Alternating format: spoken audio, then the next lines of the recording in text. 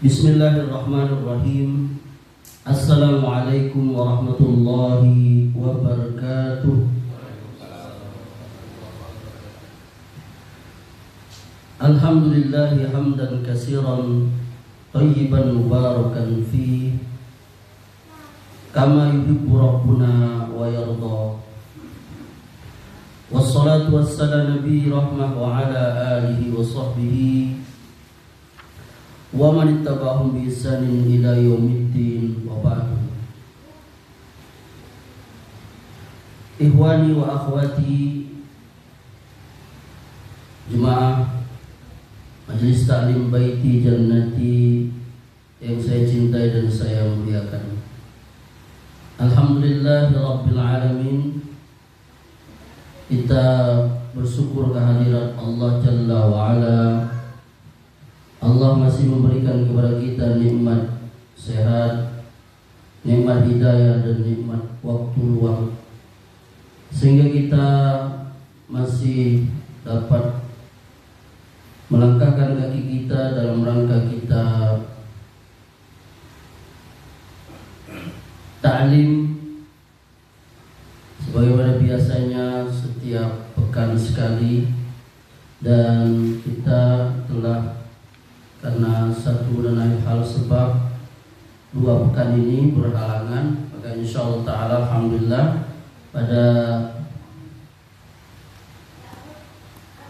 malam Ahad di pekan yang ketiga bulan Juli 2025 Masehi ini, alhamdulillah yang bersedia menjadi tuan rumah adalah saudara kita Medi dan Rediska.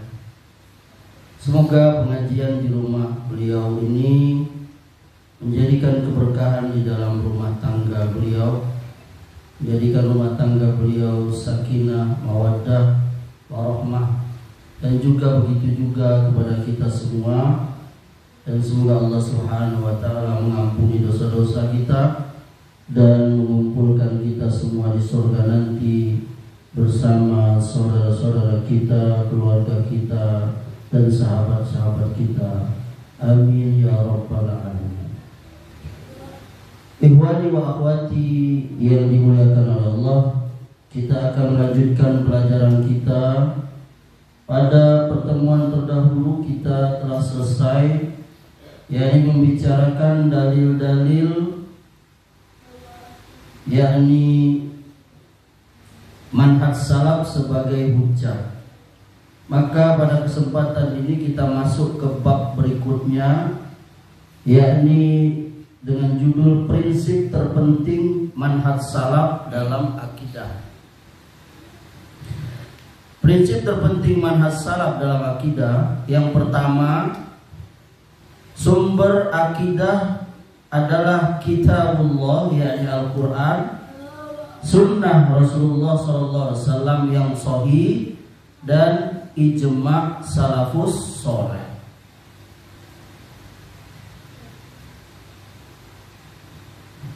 Sebagaimana yang sudah kita ketahui ikhwan dan akhwat, akidah di dalam agama kita ini dia adalah perkara yang gaib. Apa itu makna gaib?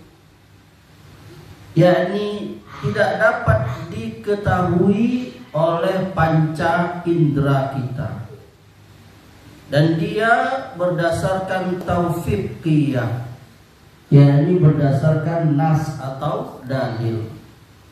Maka tidak boleh kita menetapkan sesuatu pun darinya, yakni perkara akidah ini, tanpa bimbingan dua wahyu, yakni Al-Quran dan Sunnah, dan ijma' salafus soleh. Dan banyak sekali dalil yang menjelaskan, yakni keharusan kita mengambil masalah akidah itu, yakni hanya terbatas kepada 3 sumber itu saja. Misalnya surah Al-A'raf ayat 2 dan 3. Coba buka Ikhwan Al-A'raf ayat 2 dan 3. Kitabun unzila ilaika fala yakun fi sadrika harajun minhu litunzira bihi wa ziqra lil mu'minin ittabi'u ma unzila ilaikum min rabbikum wa la tattabi'u min duni awliya qalilan ma tazakkarun. Coba baca artinya. Ayat 2 dan 3 Al-A'raf itu surah ke-7. Inilah kitab yang diturunkan kepadamu Muhammad, maka janganlah engkau sesat dada karenanya, agar engkau memberi peringatan dengan kitab itu dan menjadi pelajaran bagi orang yang beriman. Ikutilah apa yang diturunkan kepadamu dari Tuhanmu, dan janganlah kamu ikuti selain Dia sebagai pemimpin. Sedikit sekali kamu mengambil pelajaran. Nah, lihat itu kalimat, agar engkau memberikan peringatan dengan kitab itu dan menjadi pelajaran bagi orang yang beriman. Ya, ini maksudnya Al-Quran. Kitab di situ maknanya Al-Quran. Ikutilah apa yang diturunkan kepadamu dari Rabbmu. Apa itu? Al-Quran. Dan jangan kamu ikuti selain Dia sebagai pemimpin. Kemudian coba lihat di surah Al-Hasyr. Al-Hasyr itu surah ke-59, ayatnya ayat 7. Ibu-ibu juga lihat ya. Lihat di HP-nya itu. Ayat ke-7. Wa ma atakumur rasul fakhuzuhu wa ma nahakum anhu fantahu. Nah, coba itu.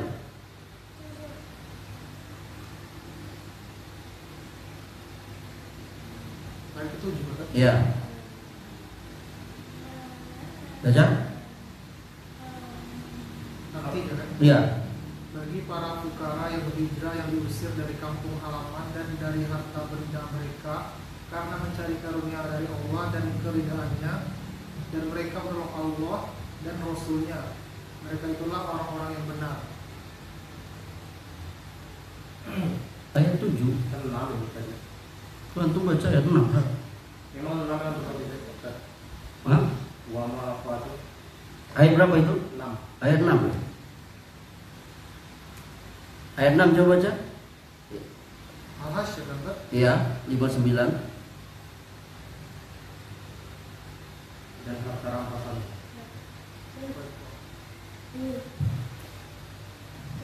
Ma'afa Allahu ala rasuli in ahlil qura falillahi wa lirasul falidil qurba wal yatama wal masakin wa binis sabili kala yakuna bilam wa binis sabili kala yakuna bilam.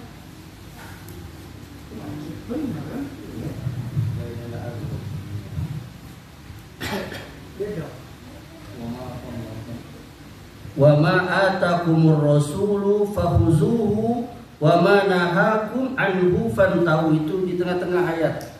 Ayat 7 kalau di sini. Al-Hasyr surah 59. Rendra ketemu? Di bagian tengah kan. Ayat 7. Nah, coba baca. Rendra. Wa ma atakumur rasulu fakhuzuhu wa ma nahakum anhu fantahu wattaqullaha innallaha syadidul iqab. Apa yang diberikan Rasul kepadamu, maka terimalah. Apa yang dilarangnya bagimu, maka tinggalkanlah. Ah, lihat Ikhwan.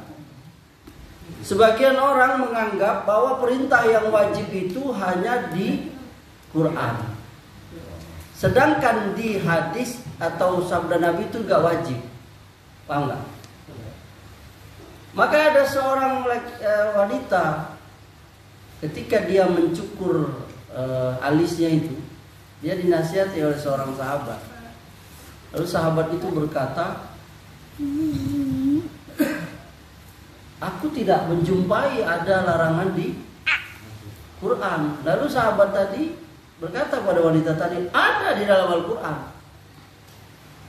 Maka sahabat tadi menjawab, ya ini dia membacakan ayat tadi, wa ma atakumur rasul fakhuzuhu wa ma nahakum anhu fantahu.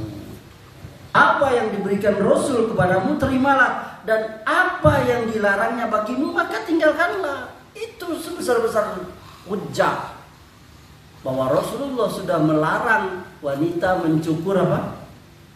Alisnya. Maka ada di Quran, walaupun secara rinci, yakni perkataan memotong atau mencukur alis itu nggak ada di Quran, tetapi secara umum Allah sudah mengatakan apa, Iwan? Wa manahakum anhu fantahu. Kalau dia larang maka tinggalkanlah. Nabi sudah melarang, yakni kita mencukur alis, maka kita jangan mencukur alis. Ternyata kalau kita mau melarang orang sesuatu hal yang dia mau bela, maka kita kan itu ada di Quran. Apa saja, walaupun secara teks ininya nggak ada di Quran, tapi secara umum ada. Ya, ini kata Allah, kalau dilarang oleh kamu maka tinggalkanlah. Ya, yakni oleh Rasul sudah melarang maka kita wajib tinggalkanlah. Apa saja, kalau Nabi sudah melarang ini, Nabi melarang itu, nggak bisa kita bedakan antara Quran dengan Sunnah, dengan hadis. Keduanya itu seiring sejarah. Nanti ada penjelasannya. Kemudian yang ketiga, coba buka Ikhwan An-Nisa ayat 115. Ini yang lebih ini lagi. Lebih apa namanya? Lebih pas lagi. 115. An-Nisa itu surah ke-4.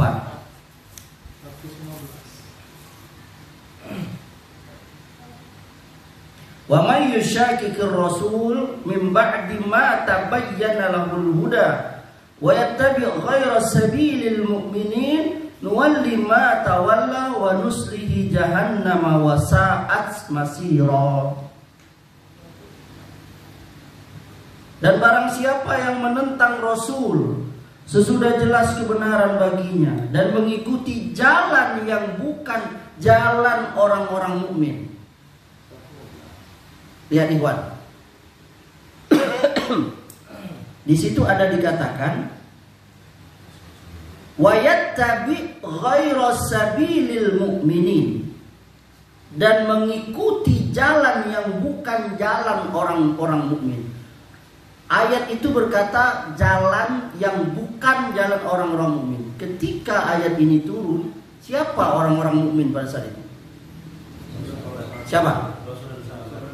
Para sahabat. Jadi ayat ini penegasan bahwa manhaj salaf itu wajib diikuti. Sampai kata Allah, barang siapa yang menentang Rasul sudah jelas dan mengikuti jalan yang bukan jalan orang-orang mukmin. Kalau bahasa ininya, dan mengikuti jalan yang bukan jalan sahabat. Nah, karena pada saat ayat ini turun, orang mukmin itu hanya sahabat. Apa akibatnya? Allah langsung sebutkan di situ. Ya. Nuwallihi ma tawalla wa nuslihi jahannam wa sa'at masira. Kami biarkan dia bebas terhadap kesesatan yang telah dikuasainya itu. Lalu Allah langsung ancam, dan kami masukkan dia ke dalam jahannam. Lihatlah, orang-orang yang menyelisihi sahabat itu ancamannya jangan main. Apa? Jahannam. Ya.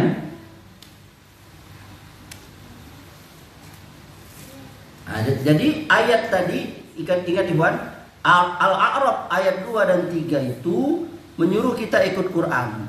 Ayat Al-Hasyr ayat 7 menyuruh kita ikut sunnah. Sementara An-Nisa 115 itu menyuruh kita melaksanakan Quran dan sunnah menurut sahabat. Itu 3 dalil itu antum hafalkanlah.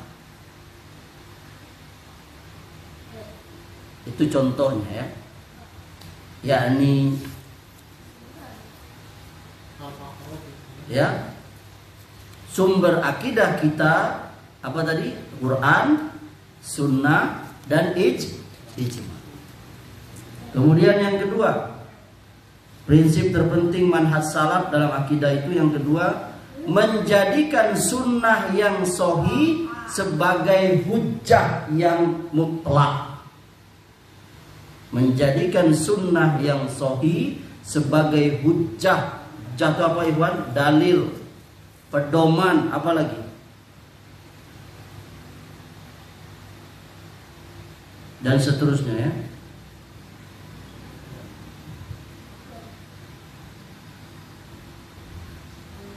Menjadikan sunnah yang sahih sebagai hujjah yang mutlak, ini prinsip paling penting dalam manhaj salaf, terutama tentang akidah.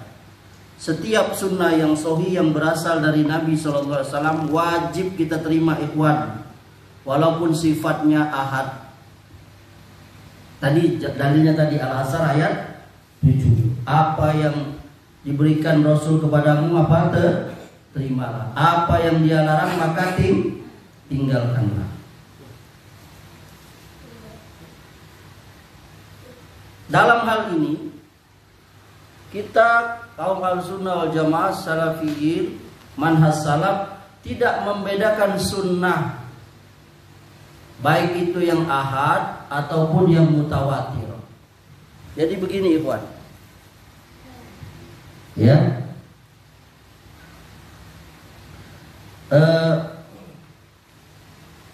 Sunnah Nabi SAW itu, bahkan Al-Quran itu sampai kepada kita melalui riwayat orang per orang. Itu yang kita kenal dengan hadis, sanad-sanad hadis itu. Maka yang meriwayatkannya itu secara ilmu riwayat ada yang sifatnya mutawatir, yakni banyak yang meriwayatkannya. Ada yang dia sifatnya ahad, yakni hanya satu orang atau sedikit orang. Paham? Paham sampai sini Iwan ya? Nah. Maka kita Ahlussunnah wal Jamaah tidak membedakannya, yakni baik itu berita yang ahad ataupun berita yang mutawatir. Selama dia sahih maka kita terima, walaupun yang meriwayatkannya misalnya cuma satu orang, tetap kita terima. Kenapa? Karena ada kelompok yang mengatakan dia berpendapat kalau masalah akidah kita nggak boleh terima kalau dia riwayatnya ahad, cuma satu orang atau 2 orang yang meriwayatkannya. Yang kita terima itu hanya yang mutawatir kalau dalam hal akidah. Ini keliru, bahkan itu menyesatkan. Nanti kita sebutkan itu ya. Jadi kita kembali tadi. Jadi kita Ahlussunnah wal Jamaah Salafi menerima soal agama, termasuk juga soal akidah, itu semuanya selama itu riwayatnya sahih. Ya kan? Assalamualaikum.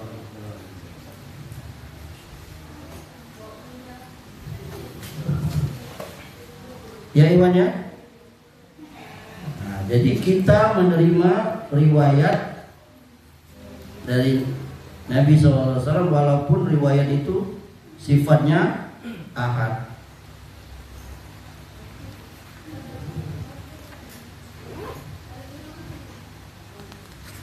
Kemudian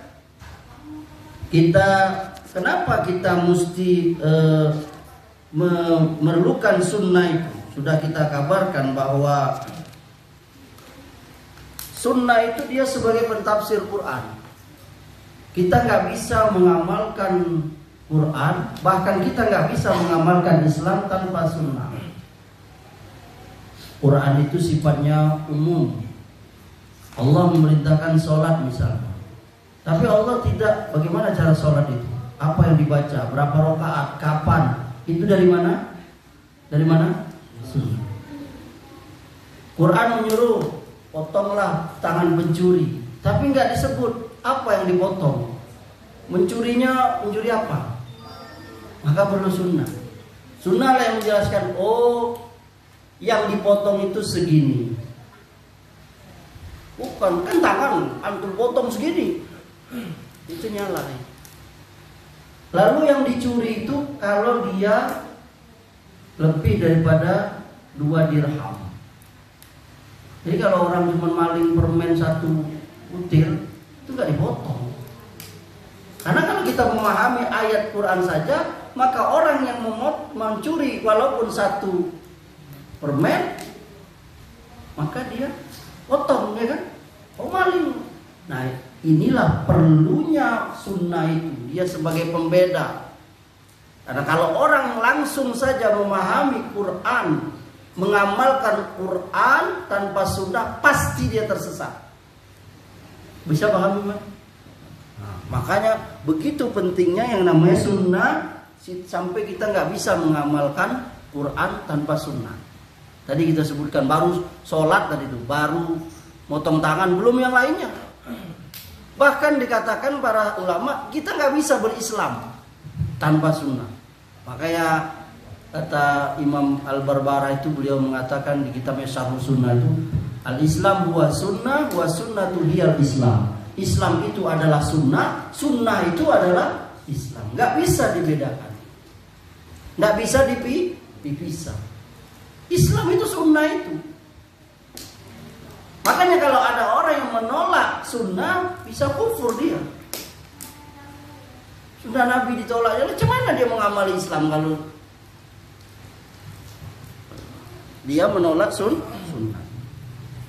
Sunnah secara bahasa, ini kita singkat saja ya, itu berarti jalan, tuntunan, baik itu yang terpuji ataupun yang tercela. Sedangkan secara terminologi, secara istilah, dia maknanya adalah yang dinukil dari Nabi SAW berupa sabda, perbuatan, dan takrir atau ketetapan beliau. As-sunnah menurut istilah ialah apa yang dinukil dari Nabi SAW berupa sabda. Sabda itu apa? Perkataan, koma, perbuatan, koma, dan penetapan beliau atau takrir. Jadi ada sunnah itu yang Nabi langsung berkata, kau begini, begini, ini hukumnya ini, nggak boleh ini. Langsung beliau contohkan, misalnya cara sholat, kamu lihat aku di sholat nih. Atau ada perlakuan sahabat, perkataan sahabat yang Nabi diamkan atau Nabi benarkan. Kalau Nabi bilang salah, berarti itu bukan sunnah. Paham ya? Karena Nabi itu dia kalau ada yang salah, pasti beliau tegur. Kalau beliau diam, berarti dia membenarkan. Karena sifat Nabi, dia pasti melihat kemungkaran, pasti beliau cegah. Paham ya? Kita aja sekarang yang ada apa kemungkaran, kita diam aja. Nggak ada kita niat untuk apa merubah itu. Ya kan, padahal kita mau tenang-tenang saja. Bahkan terkesan kita menyetujui. Dan itu banyak terjadi. Padahal itu di bawah kekuasaan kita. Nggak ada keberdayaannya. Benar gak? Minimal kita nggak sanggup, kita suruh orang lain. Beberapa hari yang lalu ada ustadz, tahu sana sebut namanya, ustadz di masjid satu tertentu, dia curhat kepada anak, minta tolong kepada ustadz, tolong sampaikan bagaimana cara apa mengamalkan al-maut sunnah itu yang benar. Kenapa? Ini ibu-ibu nih al-maut sunnah itu nyanyi, kalian juga joget, pakai apa? Akhirnya anak jelas kebetulan bab tentang nama Allah dulu kan, nggak boleh katanya. Ya Asmaul Husna itu dijadikan nyanyian gitu, sambil joget sambil nari gitu. Nah dia nggak sanggup dia menyampaikan langsung, dia lewat anak. Nah itu jadi, tapi minimal dia ada kemauan walaupun dia nggak sanggup langsung dia yang ngomong. Tapi sebagian kita kan sekarang kemungkaran itu nggak sanggup. Kemudian perhatikan Iwan, secara umum as-sunnah itu wahyu juga dari Allah. Dari sisi lafaznya maka as-sunnah itu disandarkan kepada Rasul Sallallahu Alaihi Wasallam. Tetapi sedangkan dari sisi maknanya as-sunnah itu berasal dari Allah.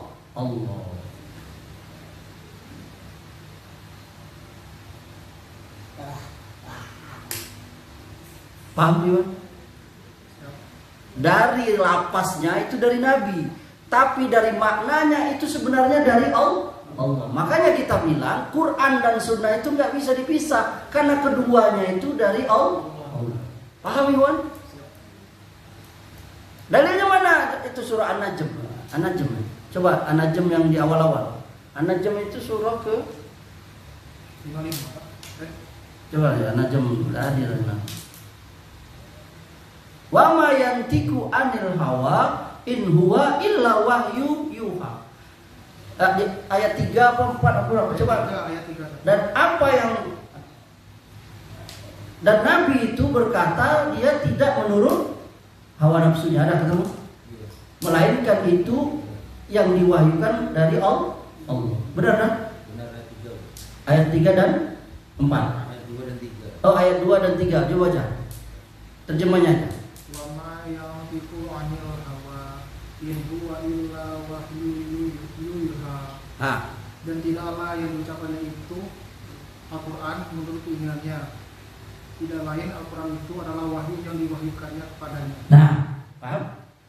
Paham, Rin? Ya. Jadi Nabi itu berbicara kalau masalah agama itu dari Allah, bukan dari beliau. Lafaznya memang dari beliau. Paham, Ikhwan? Itu membedakan antara sunnah dengan Quran. Kalau Quran, makna dan lafaznya dari siapa?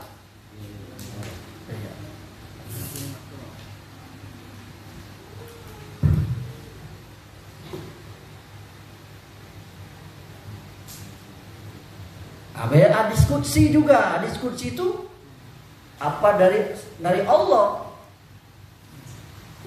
Ini ya lafaznya itu. Tapi dia tidak tercantum di Quran, nggak dimasukkan Quran. Paham Iwan? Ada namanya diskusi ya. Nah, jadi nggak bisa kita. Lah Ustaz itu gimana Rasulullah yang salah itu? Ketika Rasulullah ada orang waktu di Madinah, orang menyerbukan korma, lalu Nabi ngasih ini kan, lalu korma itu ternyata nggak apa namanya, nggak jadi serbukannya itu. Maka kata Nabi, antum a'lamu bi umuri dunia, kamu lebih tahu soal dunia kamu. Nah ini masalah dunia, Nabi bisa salah. Tapi kalau masalah agama, Nabi nggak mungkin salah dalam mengajar. Paham Iwan? Jadi kalau udah salah agama, nggak mungkin Nabi salah. Kenapa? Karena dia diwahyukan oleh. Sampai sahabat bertanya, ya Rasulullah itu wahyu dari Allah atau darimu sendiri? Itu aja dariku. Makanya itu tadi yang menyerbukan itu. Karena Nabi nggak punya ilmu dalam hal itu, paham nggak Ibu? Jadi Nabi itu yang manusia, beliau kadang nggak tahu. Makanya kadang beliau berembuk dengan para sahabat. Antum ingat nggak? Siapa sahabat yang ngasih usul kepada Nabi membuat Khandaq itu, parit itu? Siapa? Antum kan teknik nih. Siapa sahabat Nabi yang ahli teknik? Salman Al-Farisi. Salman Al-Farisi itu. Kan waktu mau perang Khandaq itu kan Madinah dikepung tuh. Sementara pasukan mereka bersekutu, banyak pasukan sekutu. Gimana cara ini? Nah, Salman Al-Farisi punya ide. Kita bikin parit Rasulullah. bikin parit lebar. Oh itu antum lihat sahabat diberikan kekuatan oleh Allah, Nabi dalam keadaan lapar sampai ada yang makan rumput, sampai ada Nabi mengikat perutnya dengan batu. Tapi mereka dalam keadaan puasa memang mereka membuat parit. Di dalam penyelidikan anak baca tuh parit itu nggak salah lebarnya 8, dalam parit itu 4 atau sebaliknya lupa. Jadi nggak bisa masuk menerobos Madinah, orang masuk parit ini panah oleh sahabatnya. Akhirnya mereka kalah pasukan Khandaq itu, pasukan yang aja itu. Jadi Nabi dalam hal ini Nabi diberi masukan oleh sahabat. Kita kembali, jadi as-sunnah secara terminologi atau istilah tadi apa yang dinukil dari Rasulullah berupa sabda, perbuatan dan takrir. Dari segi lafaznya itu disandarkan ke Nabi sallallahu alaihi wasallam, sedangkan dari maknanya itu berasal dari Allah. Baik itu perantara Jibril atau mimpi atau beliau beristihad dengan perbuatan beliau. Kemudian hujjah as-sunnah itu, jadi yang dimaksud dengan sunnah sebagai hujjah dia yakni bahwa sunnah itu sebagai tasyrik. Apa itu tasyrik? Yakni penetapan hukum dan rujukan dalam beragama, dalil dalam beragama. Wajib kita ikuti. Dan siapa yang mengingkari sunnah dia kafir. Kalau sudah tegak hujjah.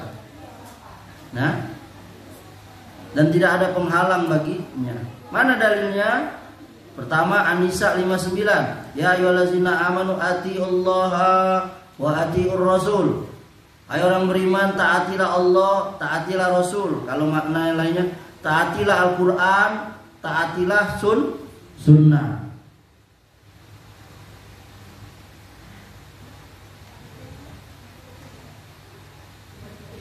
Kemudian juga di surah An-Nisa ayat 65, juga di surah An-Nur ayat 63.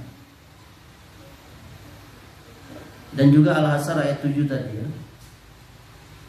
Kemudian dalil dari as-sunnah itu sendiri, yakni kewajiban kita berpegang dengan sunnah, dalilnya dari sunnah sendiri. Tadi dari dalil dari hadis. Nah, ini sekarang dalilnya dari sunnah itu sendiri. Ada riwayat dari Abu Rafi radhiyallahu anhu, dia berkata, Rasulullah SAW beliau pernah berkata, jangan sampai aku dapati seorang di antara kalian yang duduk bersandar di sofanya, lalu datang kepadanya urusan perkara dariku, yakni apa yang aku perintah dan aku larang. Lalu dia berkata, aku nggak tahu apa-apa. Yang kami dapati dalam kitabullah kami ikuti, dan yang tidak terdapat dalam kitabullah tidak kami ikuti. Ini hadisnya sahih, dikeluarkan Imam Ahmad. Jadi Iwan, nanti kata Nabi akan ada orang yang duduk di sofa. Ini maknanya dia enak-enak hidup.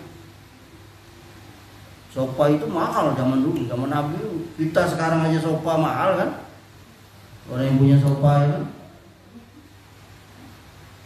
Sofa itu maknanya kursi lempur kan? Jadi ketika ada orang dia enak-enak, lalu datang kepadanya, yakni perintah dan larangan. Ini dilarang. Lalu apa dia jawab? Aku nggak tahu apa-apa karena ini tidak ada di Quran. Paham nggak? Tidak ada di Quran.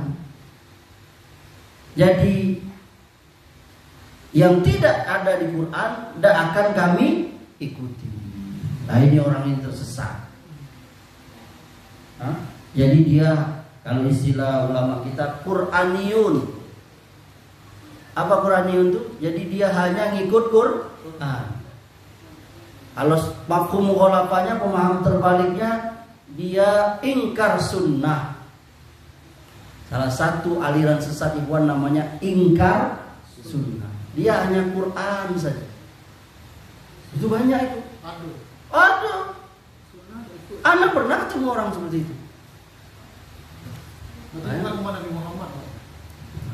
Ya dia ngakunya umat Nabi Muhammad. Pak, gampang bantah dia.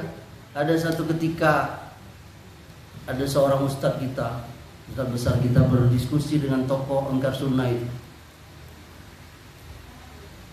Apa dasar kamu menetapkan yakni hanya berpegang kepada Quran, nggak mau berpegang kepada sunnah, kepada hadis? Hah? Lalu dengan bangganya tokohnya itu Engkar Sunnah itu berkata, karena akhlak Nabi itu karena khuluquhu Al-Quran. Dia dalilnya itu. Karena akhlak Nabi itu Quran. Oh, Ustaz kita tadi gembira nian dia jawab itu. Apa yang kau baca tadi? Bukankah yang kau baca tadi sunnah? Yang kau baca tadi sunnah itu. Nah, ada di Quran perkataan apa? Karena khuluquhu aslinya akhlak Nabi itu Al-Quran, itu adanya di hadis. Hadis Bukhari langsung dia. Mas, jadi dia membantah sunnah dengan bantah hadis dengan Fabuhitan lazi. Diam dia. Ucap muka. Kenapa? Karena nggak mungkin orang Islam itu menolak sunnah. Tadi sudah bilang di awal tadi. Karena kita nggak mungkin ngamalin Quran tanpa hadis. Bahkan kita nggak bisa ngamalin Islam tanpa sunnah. Karena implementasi Quran itu sunnah, aplikasi Quran itu sunnah. Benar gak Dan? Bahasanya agak keren malah. Karena jarang-jarang pakai bahasa itu, pakai salah dulu. Benar? Jadi aksinya tuh sunnah itu,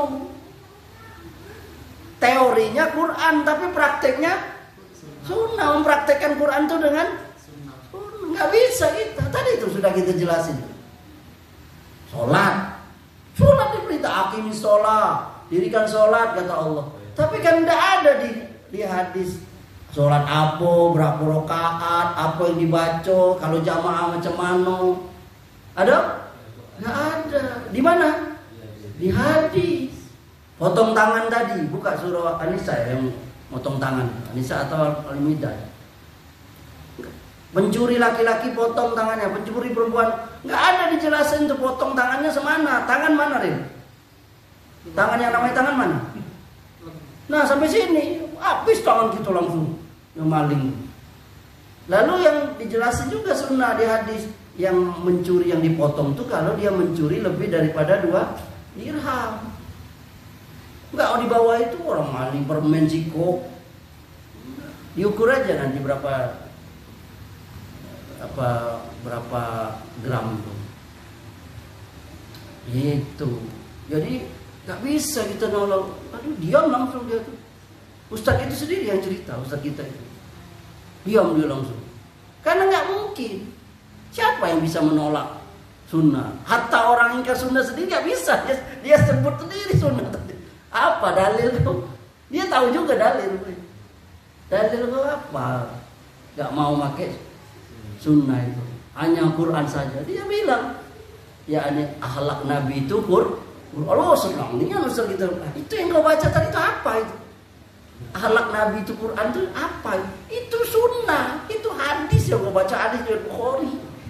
Karena khuluquhu Al-Quran, sesungguhnya akhlak Muhammad itu selesai itu Al-Quran, itu hadis. Gak ada di Quran bunyi seperti itu. Wah, diam dia langsung. Gimana kaunya beramal tanpa sunnah? Wah, itu.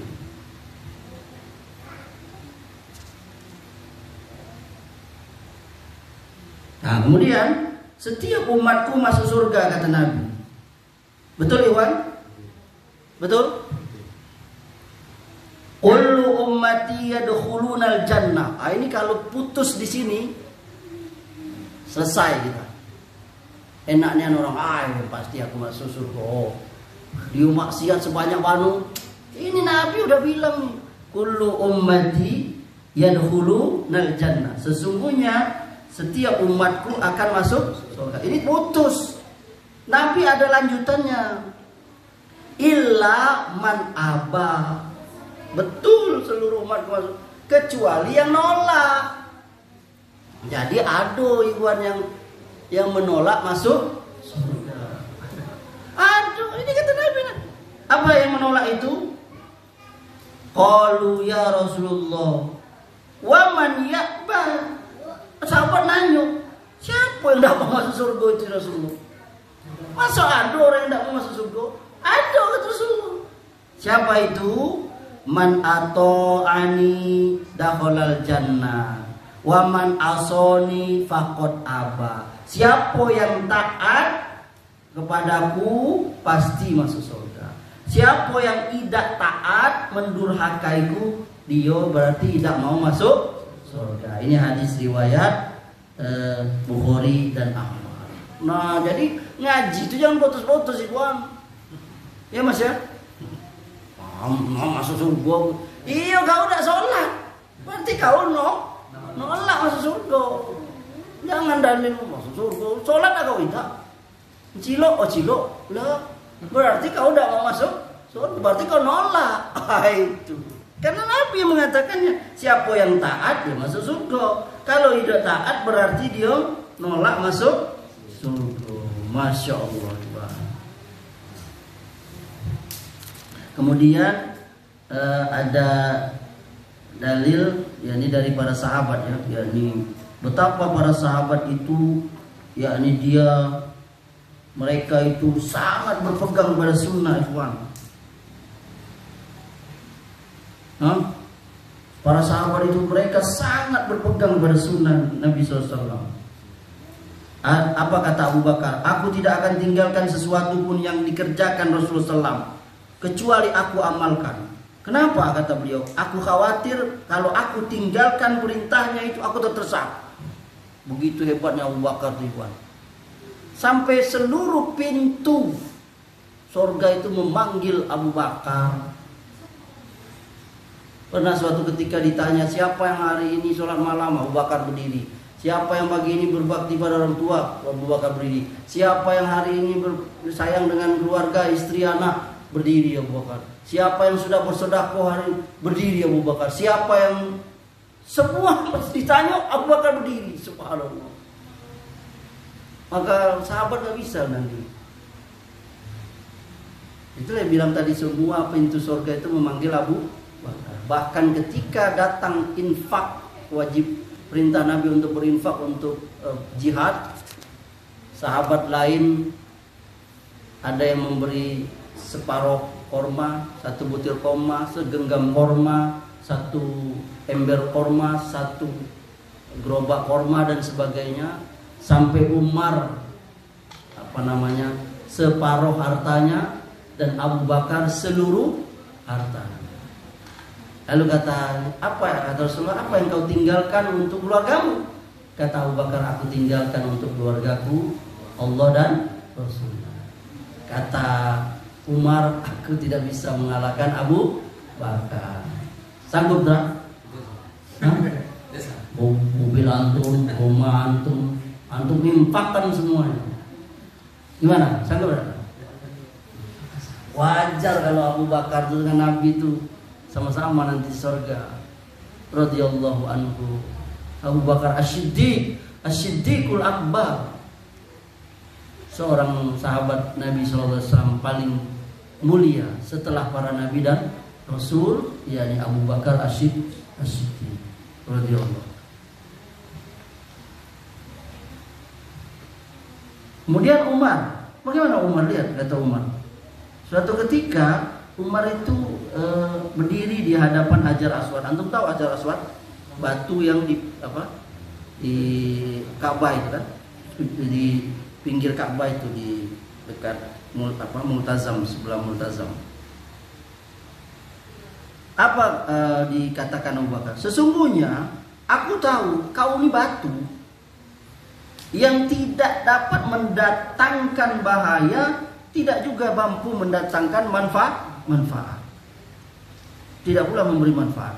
Seandainya aku tidak melihat Rasulullah menciummu, niscaya aku tidak akan mau cium kamu. Wah, banyak pelajaran dari ini kan? Ya, ini begitu salah satu pelajaran yang bisa kita ambil, begitu sami'na wa ata'na nya para sahabat dan Umar. Sampai Umar ngecek, kamu dibatu. Karena akidah Umar tuh setan aja takut sama Umar. Akidah Umar tuh dia nggak mau, tidak ada kayak gitu. Baru batu Ponabi aja rebutan orang untuk tahu batu pernah viral kan batu Ponari di Jawa itu, ya Allah. Jawa banyak sekali yang tempat-tempat kayak gitu kan, benda-benda kayak gitu kan. Lihat Umar, kau di batu. Kalau aku udah pernah nengok Nabi juga udah anak kalau segitu ya. Ah itu jadi saminanya. Padahal hati kecil Umar tuh aku ya aku nak nganu ke batu. Tapi karena aku pernah nengok Nabi menciummu. Sakitan. Lalu juga Ali bin Abi Thalib. Bagaimana Ali bin Abi Thalib? Sungguh ya, kami pernah melihat Rasulullah SAW berdiri, maka kami pun berdiri. Ketika beliau duduk, kami pun duduk. Ya. Sahabat wa ta'na bersahabat. Tak ada mereka kayak gitu. Apa salahnya sih duduk? Ya kan? Kalau kita kan gitu, Nabi juru diri, capek diri. Sahabat nggak Ali bilang kami kalau kami melihat diri, kami diri. Kalau duduk, dah duduk. Sampai ada seorang sahabat tuh dia ngikutin Nabi. Di mana nih Nabi pernah berdiri, dia di situ berdiri. Apa kau situ? Aku pernah nengok Nabi tegak sini. Ya Allah. Keperli nak ngikut Nabi tuh. Sampai Nabi tegak di mana dia, habis Nabi tegak situ, dia tegak di situ. Ya subhanallah. Nah, kenapa kita sekarang tuh beralih sampai orang mendewakan manusia selain Nabi? Nabi juga sebatas itu yang kita nggak boleh lebih. Tapi sebagian manusia sekarang orang di bawah jauh dari Nabi itu diikuti seininya, dianggap lebih mulia. Ya Allah, di mana akal sehatnya itu ya? Nah, jadi begitu hebatnya yakni para sahabat di dalam ittiba mengikuti Nabi Sallallahu Alaihi Wasallam. Paham ya?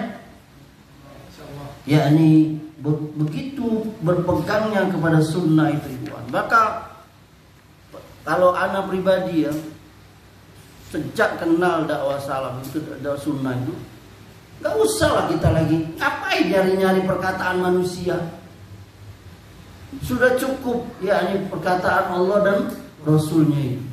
Apa yang kita kurang dari Allah dan Rasul? Semuanya sudah sempurna. Kita hanya nukil saja. Dan kurang ajar lagi sebagian kita berani membantah perkataan Allah dan Rasulnya dengan perkataan manusia. Makanya seorang sahabat Ibnu Abbas atau Ali, lupa. Ketika ada seorang sahabat berkata, Abu Bakar berkata seperti ini, Umar berkata seperti ini. Lalu Ibnu Abbas menjawab, kau katakan seperti itu, sedangkan ini Nabi yang berkata, kau katakan ini perkataan Abu Bakar dengan Umar. Ya Allah, padahal Abu Bakar Umar itu manusia yang ketika berhadapan dengan perkataan Nabi, kalau bertentangan tinggalkan perkataan Abu Bakar dan Umar. Itu maksudnya. Nah sekarang kenapa kita mengikuti dan meninggalkan Nabi? Bahkan kata Nabi SAW,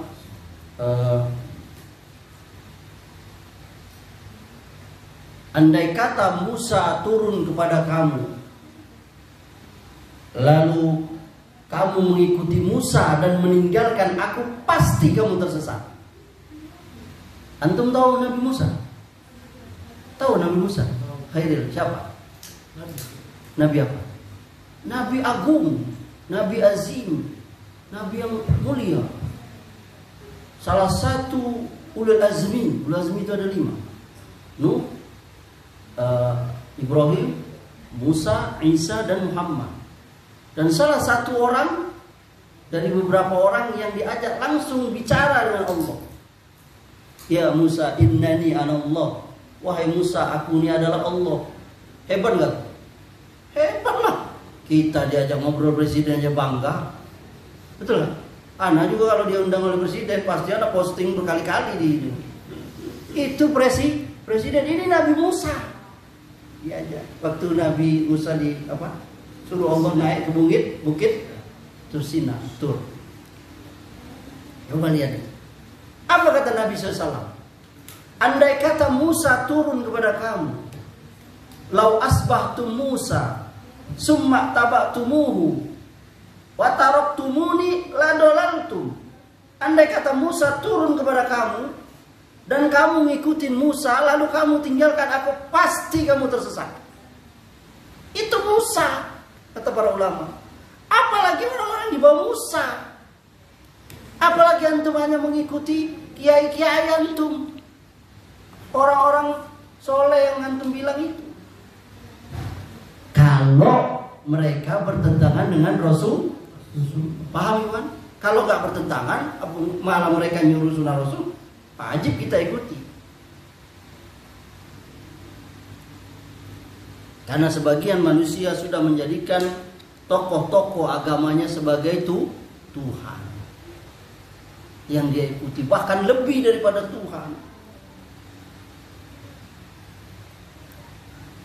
yakni ketika Allah mengharamkan sesuatu maka dia halalkan, ketika Allah menghalalkan sesuatu maka dia haramkan.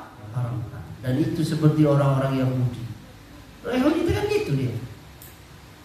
Yang Allah halalkan dia haramkan, yang Allah haramkan dia halalkan.